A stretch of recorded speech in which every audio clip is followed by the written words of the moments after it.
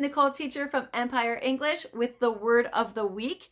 And this time we are going to talk about the word eventually. I'm sure that you know the word eventually, but let's talk about how useful it is and why you should be using this word instead of finally. Now, the words that I recommend instead of finally would be eventually or ultimately. You can also use the expression in the end. Now, all of these have a very similar meaning, and that's why it can be very confusing.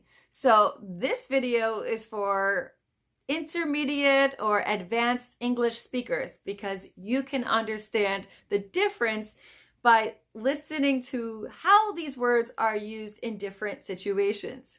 The word finally often has some kind of connotation that you had been waiting, there had been some kind of delay or uncomfortable delay or some long period of waiting, and then finally it happened.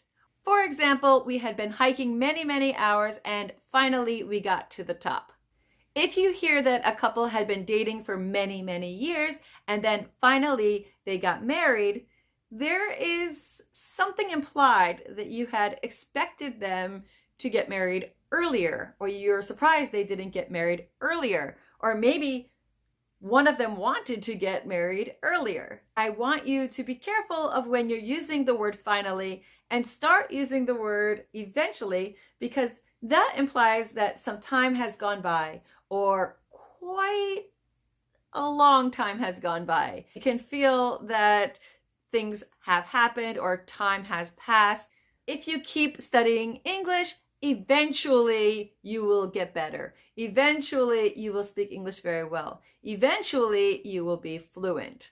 That is over time, but there is no negative connotation and there is no implication that you feel like, oh, finally.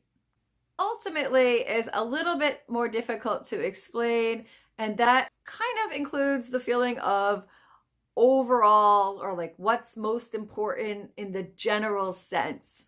That's more of a powerful word used for heavier concepts or heavier situations. For example, if we were talking about the economy, I might say, ultimately, the economy will balance out. And I think that the expression in the end is usually when we are talking about something that already happened.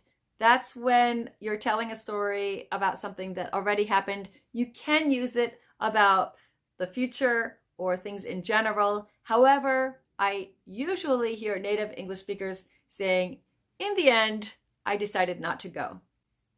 For example, I can say that someone recommended going to Dubai and I did some research and many people told me amazing things about Dubai, but in the end, I decided not to go. I don't have to say, finally, I decided not to go. That actually sounds very awkward. It doesn't sound natural. And I could say, ultimately, I decided not to go, but that sounds a little bit too strong. And if I say, eventually, I decided not to go, that also sounds awkward because the feeling it just doesn't seem right. In that case, I would say, in the end, because I was considering it in the beginning and then some things happened, and then in the end, I decided not to go. I know that the meanings of these are so similar that it might be uncomfortable for you. So you can look up these words and expressions in the translator for your language, or you can start paying attention to how and when people use these words.